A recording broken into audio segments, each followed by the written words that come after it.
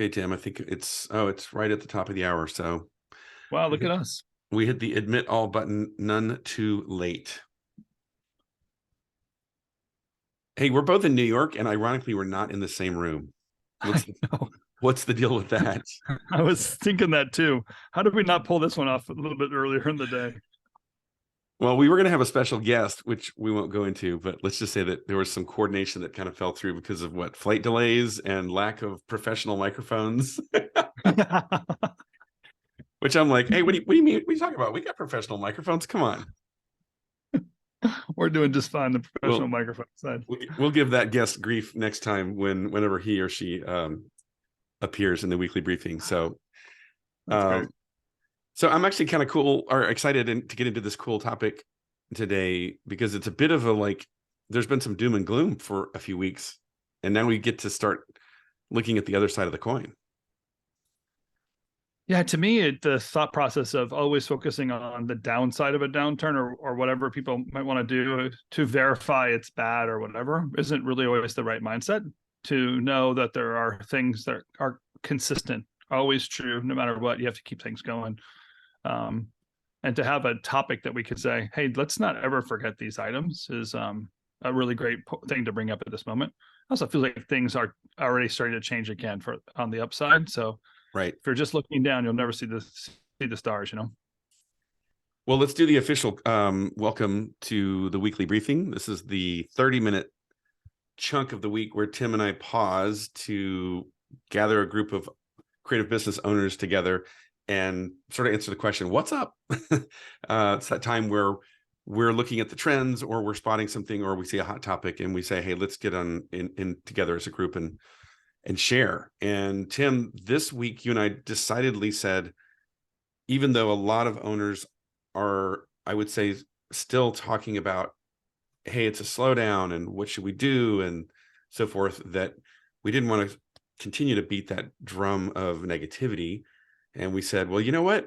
It's interesting because what would you say are some classic things that business owners stop doing when things start to get slow, right? We cut costs. We might put a pause on a certain investment, like, oh, that piece of gear, maybe we're going to wait. Maybe I'm not going to hire that person.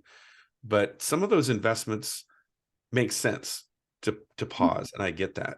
But there's other investments just called, you still have time. Like you still have to do the work. You still have to show up and run your business. That's an investment as well. So what are the investments that owners should be doing regardless of whether we're busy or slow? And I thought that was a pretty cool question to ask.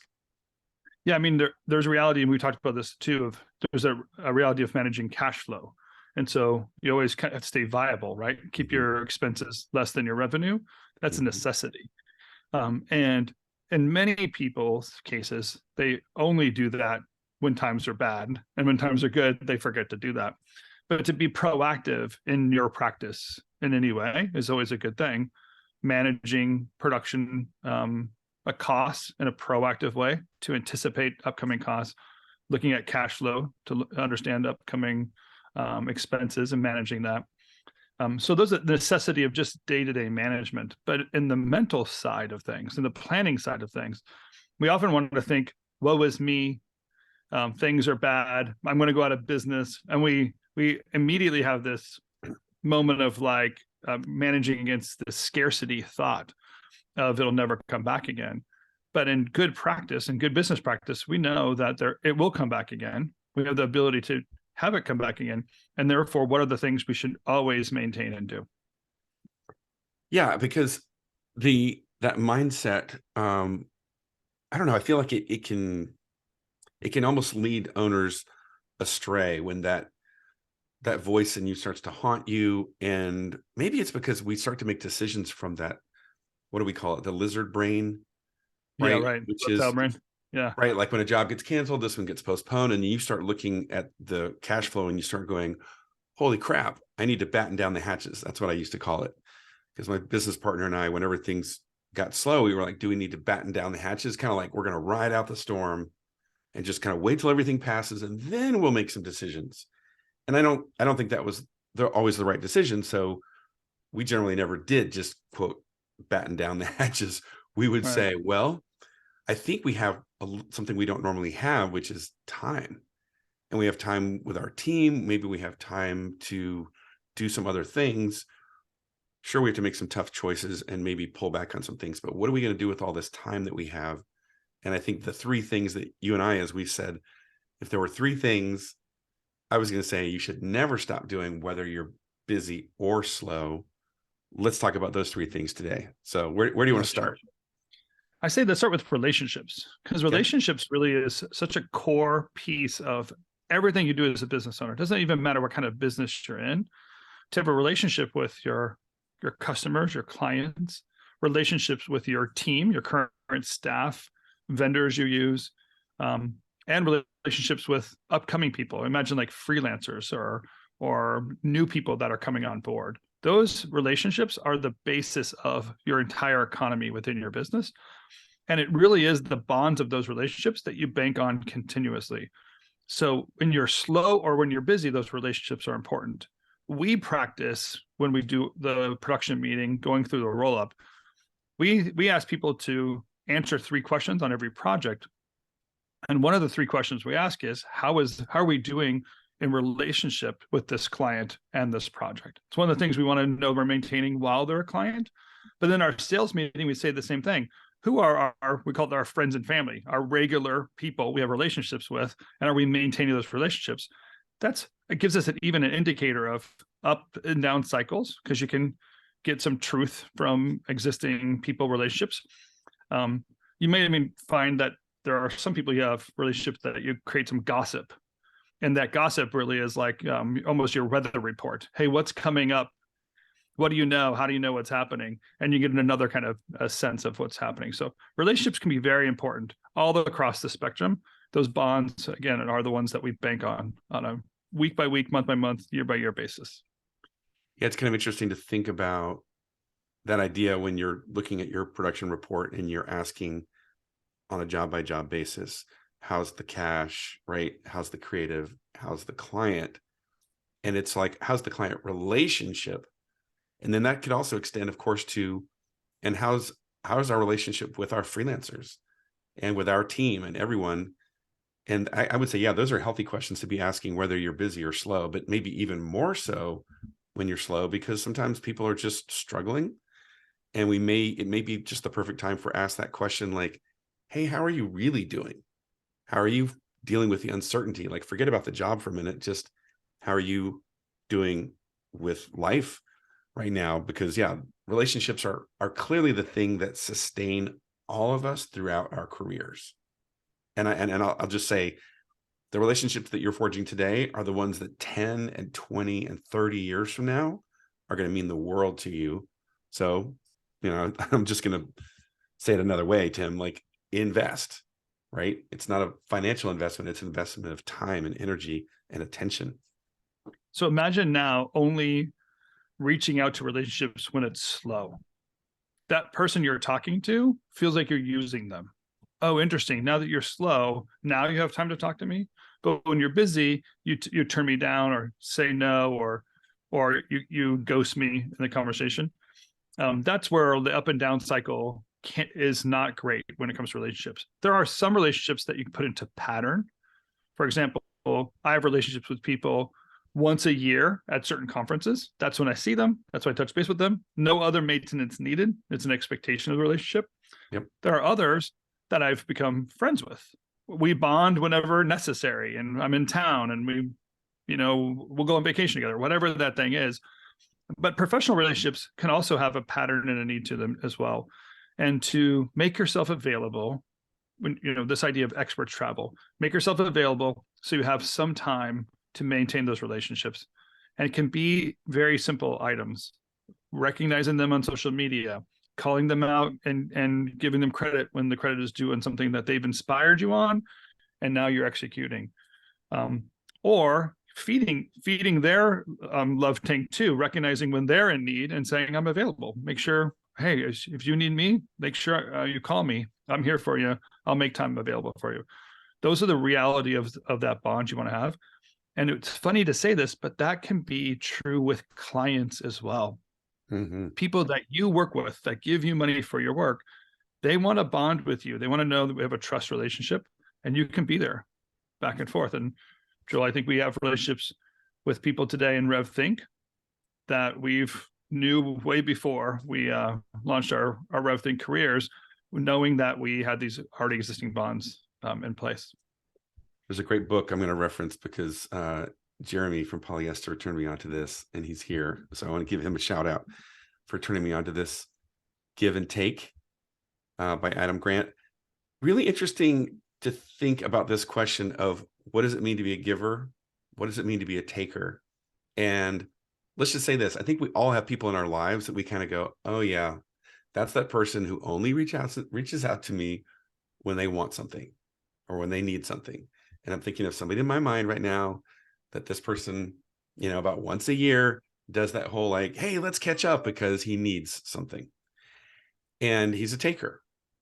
But let me ask myself a tough question. Am I doing that? Do I have certain relationships where really the only reason I ever reach out is because I need something, want something? And we just have to be willing to be honest with ourselves and look in the mirror and be like, it's really easy for us to judge, but let's turn the mirror on ourselves and just be like, okay, am I giving? And whether things are busy or slow, man, I better not be reaching out and doing this whole like, hey, how you doing? Only when things are slow, because you're going to look like a taker. Absolutely. Yeah. And we're all guilty of it. It's how kind of the world works sometimes, right? It's just what we know about somebody relationship wise. But if you're going to think about something that you have to do in the up and the down season, definitely relationships are a key investment in making all the time. So here's a cool number 2. So we're going to go through 3 things, right? What's our recap here?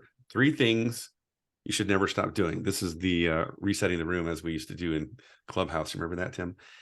Number 2 is capabilities. And this is where Tim and I kind of defined this as now is the perfect time to really double down on your investments in capabilities, especially new capabilities. And I'm going to define this, Tim, by saying, think of the capabilities that enhance your genius. So it's not just like, oh, I want to speak Swedish. I mean, that might be cool. And you might personally want to do that, but does that enhance your genius? No, but maybe learning some AI tool does. Maybe. Is this the perfect time to maybe put time and energy into expanding into that capability? Yeah, I think of this as, again, this is something you should be doing all the time, right? It has to be part of your routine, no matter what. Example is like, no matter what, I carry a business book in my bag because I don't ever know when I just, when I have a moment, I can sit down, sit on a train, sit on a subway, and just kind of devour this thing. Or there's nothing better for me than Audible because I can be walking through the streets of Manhattan right now and I can be listening to the rest of that business book I wanted to devour. But besides that, like taking classes, getting a business coach, engaging in an open conversation, as you're saying, grab a new piece of software, see how it works. Something you might not be afraid of, or not understand, and you have to kind of get past that barrier. You have to be doing that as part of your business maintenance anyway. Why not do something that enhances your genius in that process? It allows you to express your expertise further and be a known entity for others as they're trying to navigate through some decisions to say, oh, this is the person I want to call because you've taken the time to put yourself out there and express that idea. I find some people do this really, really well on social media. They put things out there as thought pieces that you could tell that they've done a lot of homeworks to get there. Well, I loved where you were going to around some of these soft skills that often never quite bubble up, like public speaking or networking, right? Like maybe now's a perfect time to go and join Toastmasters or that some mastermind, right? That you want to be part of where it's going to push you out of your comfort zone and force you to interact and learn some soft skills, some socialization skills that are going to serve you well, of course, whether you're busy or slow. But man, now could be a great time because, hey, we're slow. There might be a side effect called, hey, I met a bunch of people and found some connections and was able to even get some business out of it, maybe. Yeah, and I like it when people take the time to grab that expertise and attach that to relationships, what you often become is a mentor now. Like, you can see yourself maturing in your own career, and then because you're investing in the development of others along the way.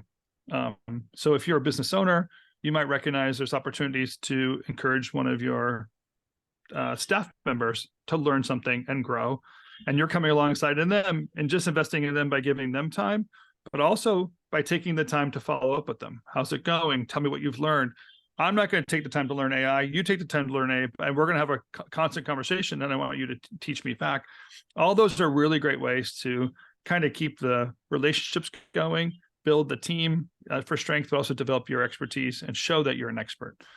It is really important to learn how to listen as part of your personal growth, and any opportunity you have to push that further is, all the better for everybody. Yeah. And, think about just capabilities in general, right? Like, obviously we go to clients when we run a creative business and we do capabilities presentations. It's really interesting to think about, how do you enhance those, strengthen those, deepen those? That's probably my favorite word, actually, is to deepen your capability in something, because that's when you're going to really have an expertise. And I know we were, before the call, Tim, we were talking about this, because a lot of people, when they hear capability, sure, they think of, oh, I really want to learn particles, or I want to master Houdini, or I want to figure out how to use this AI tool or something. I would just be careful and note that that's the way that comes to bear on your clients. That's expertise, right? Because your clients probably don't care whether or not you use Midjourney. They're like, whatever, that's just a technology. But how you translate that in solving their problems, that's expertise. So as you deepen that capability, it becomes an expertise. That's always going to be valuable. It's going to move you forward in some really interesting ways. So, all right, Tim, I really love that distinction. That was a great distinction. What's the number 3 here on our 3 things? Yeah. So number 3, as always, like, it's a rule of thumb, but you have to get the word out. You have to let people know that you are there, that you're relevant.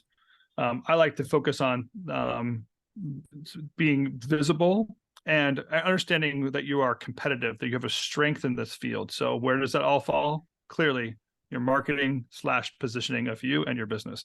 You can never be done talking about or having a promotion about the work that you're doing and how that work impacts others' ability to succeed. Now, you can be all self-promotion. And again, I think if you were only focusing on self-promotion, say like right now in this season, you would just be a white noise in a field of other people blurting things out there. And this ability to speak clearly about who you are, how you're competitive, and how you're viable in this moment, that's the signal in the noise that people say, oh, you're the one I actually trust. You're the sense of purpose that I'm looking for. And you can see how these 3 things now that we've piled together all working with each other, right? If I am a person that focuses on relationships, if I'm a person that's always forward focused, trying to develop myself or others, and then I talk about and position myself in a way that has an understanding of that or some clarity from that. Now it's, when the going is rough, people gather towards you because they think, I need a safety net. Oh, you're a person that's taken the time to develop and be that safety net. When things are busy, they come to you and say, you're the only one I trust because there's a lot going on, and clearly you have an understanding of how to get it all done. Yeah. Or you have the bandwidth and the capability, and I can't deal with all this. Well, here's the thought I'm having is, how often in the ingredient of marketing, what's the number one thing we hear every creative business say when we say, hey, we really need to bone up our marketing, right? Get our positioning cleared up, get the way that we build awareness up. It's this constant, I just don't have time. I don't have the time. I don't have the time. Now, what a person is really saying when they say that is, they're saying, I can't see how it makes sense to prioritize that, because we all have time, right? We all have the same amount of time. What they're really saying is, I can't see a return on that investment if I push that up on my priority level. And what we're basically saying is, yeah, but there's a big difference between doing none and doing something consistently. Doing something consistently over time. I mean, you do this kind of stuff for the next 5 or 10 years, it's a total game changer. If 10 years there's a sudden like recession or depression and you say, oh, I guess I should start doing that marketing thing, you're screwed. I mean, you don't kind of make up for lost time. It's this very slow, gradual build of building this awareness and building your reputation and being known for your expertise, your why, all these kinds of good things. It takes a lot of time over a period of time. I'm on a lot of mailing lists, Joel. You're probably on a lot of mailing lists too. So I'm being inundated nowadays with these newsletters from small studios, big studios, even just studios telling me what their expertise is and how they are available and showing me the latest reel and all that stuff. It's just and to be honest, there's way too many TLDR kind of situations where you can tell the people that haven't practiced their positioning because it's 7 paragraphs trying to explain to you why they're the right person for this moment. And no one's ever going to read that newsletter. Yeah. But the funny thing is that those newsletters bone up when it's quiet, right? So you're really just throwing your information out there with everyone else at the same time. And then when you get busy, you're not doing it and it goes away. What I know what I want to read and the emails I want to open are the ones that I feel like have a consistency of information that feeds who I need to be in the industry. So, a client that's hiring a creative service business is probably looking for information or constant education or some sort of a pipeline of expertise that says to them, hey, do you know this is coming up? Do you know that this is relevant to your day-to-day? Do you know that this program just changed and it has a new impact on how we deliver? And to be able to educate somebody on a constant basis, kind of like my New York Times subscription, like I open it every morning because it's something that's relevant for me. That's where you have to perform. And you can only do that if you're going to do it consistently. Up and down time is the only time it's relevant. Right now is too late to be doing it. If you have no sales, you're too late to start. And when you're busy and you don't have time to do it, it's also when you need this to be in your routine the most, because it needs to already be in place by the time you get busy. So you can feed it out and keep it going. Yeah, I keep coming back to a simple thing, like give it an hour on Friday. Every week, just give it an hour on Friday, whatever that marketing and maybe sales thing is. Here's another little clear indicator, because Tim, I just saw this yesterday.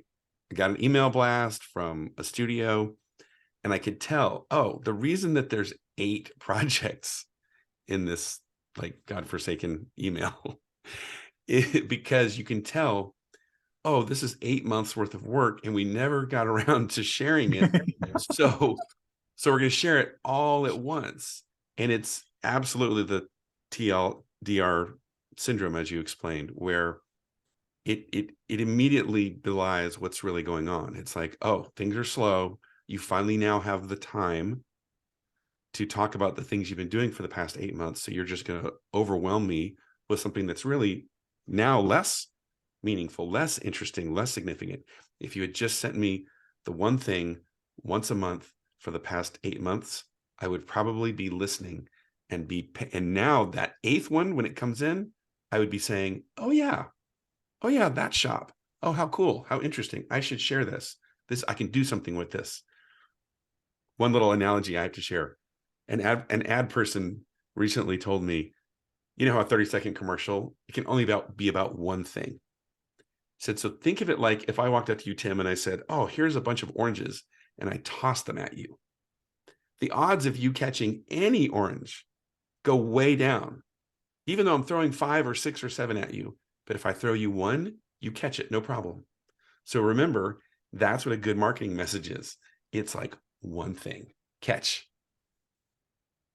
Yeah, that's brilliant. That's actually a wonderful kind of word description of what it's like to actually consume a marketing piece as well. Because when it is too long, I don't know what to focus on, why you're telling me this, which words to read, and so on.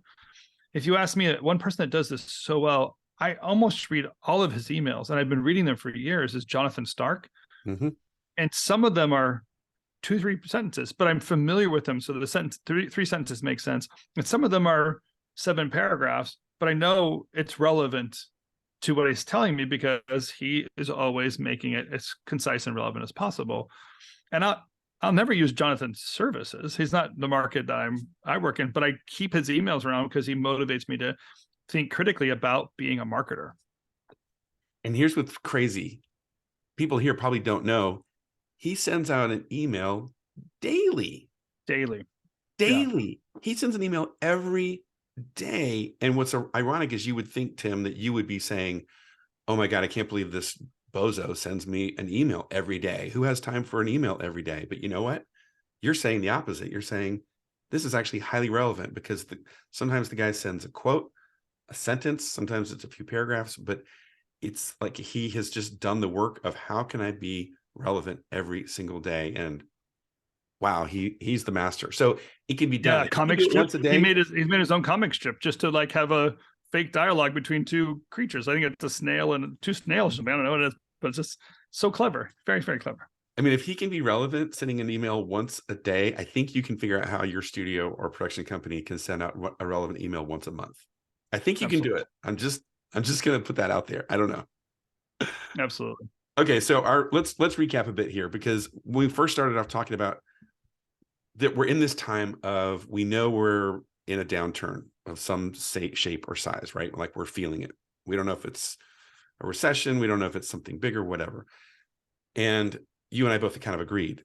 We can talk about that. And of course we will, and we will continue to, but there's also there was like the positive side of the coin. Like, yeah, but what are we doing about it? And what are some things that we should be doing regardless of whether we're busy or slow? And that was kind of the genesis of this. We said, well, let's name 3 things that people should stop doing regardless of whether we're busy or slow. So give us the number 1. Yeah. Number 1, relationships. Relationships are the bonds that keep your business going. It's the work that you're really doing on this planet, and it's the people that you're doing it with. Be good to those relationships, be true with those relationships, understand those relationships, and maintain those relationships. They're very, very important for your business now, up, down, tomorrow, no matter what. Number 2 was capabilities, and especially those that enhance your genius or the genius of your team or the genius of your studio. And then Tim, I'll give you number 3. Yeah. And by the way, when you're focusing on that genius and that capabilities, make sure you're learning something that's relevant to yourself, but also relevant to others. And that way you're becoming a source that others can learn from. It's very important to building up others in that same process. And the last one is marketing and your positioning. It's really important to be clear with who you are. It's important to always maintain that, to have visibility to who you, to your product and the things that you offer. Show your strength, show your competition out there. Let people know that you're alive, relevant, and good. Yeah, I dropped a note here in the chat so everyone can see the 3 things here. I loved this thing that you gave this to me when we were preparing in the positioning and marketing. It's like, be visible, be relevant, be competitive, which is good. So it's really some fundamentals, but I do like the idea of, okay, so when we're busy, we should be doing these things. When we're slow, we should be doing these things. It's just that when we're slow, we have no excuse not to, right? Yeah. And I'll say this, we're not saying that if you're sending out an email blast now because it's the first time you got around to it in 8 months, great, send it out now, but make sure you also know the next 4 you're going to send out. If you're not busy, start building them at a time so that when you don't have the time to do it, you just have to press a button. Get on MailChimp or whatever the programs are and start programming those in there and be ready to send those out. That's really, really great. I kind of practice as well. I know. I love that idea. Maybe it's once a quarter, you sit down and you do 3 blasts and you're queued up for the next 3 months. And then you come back 1 quarter later and it only takes you an hour or 2. Come on. Yeah. So simple. I think there's like analysis paralysis right before you hit that send button. You're like, but, and like, if you just crank them out one day, you won't have that issue as well. Well, there's a few people that I'm going to drag through the misery of the positioning process with my favorite copywriter and strategist, right? In this next accelerator quarter. And those people will have no excuse because in 12 weeks, they're going to have like the most killer like language and messaging headlines for all the social media, everything. So we'll put them to the task at the end of the quarter. And what a different level of confidence you have when you've gone through that copywriting process with somebody, because you have thoughts in your mind, but it's great to have someone to bounce those ideas off with who's a true wordsmith that can find the relevant adjectives that you're trying to imagine, but they actually have that gift.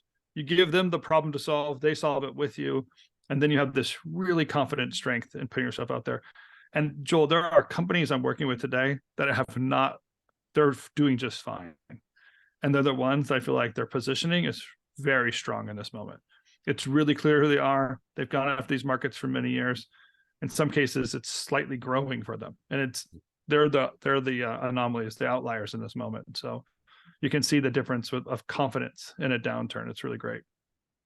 Yeah, you'll know it, right? It's when you start saying, oh, now that we're starting to get slow, I should start doing that outreach. And then you find yourself typing that email that says we're passionate and storytelling and integrated and collaborative. And you suddenly realize, oh yeah, we never got this done. Yeah. And I'm just throwing word salad at these people. Like, there's no way I'm going to get this meeting. There's no way I'm going to get this call. So yeah, but hey, like you said, it's the old Chinese proverb, right? Best time to plant a tree was 100 years ago. Next best time is today. So if you don't have your positioning figured out, start working on it right now. You've got the time. Yeah, without doubt. All right, Tim. Well, we're going to go and have a cohort dinner tonight here in New York with about a dozen owners, which I'm really excited about. So I look forward to seeing you in an hour and a half? Yeah, just an hour and a half. We'll see you at dinner. I was going to say, I think I better shave and make myself you should. look pretty. All right. Well, thanks everyone for being here for this week's weekly briefing. Hope you enjoyed the conversation. Be sure to spread the word to other business owners that we do this thing every week. And Tim, I know we're kicking out. This is kickoff week, right? We've got several accelerators that have kicked off. We're kicking off a couple more next week. So I'm excited that Studio Accelerator is like officially underway. Woo-hoo. It's on its way. Session 1 already starting. This is really fun. Excellent. All right, everyone. We'll see you guys next week or around the community. And Tim, you know what we say, RevThink exists to help all of you thrive in your business and in your life and in your career. So thanks for being here, and we'll see you soon. We'll see you soon.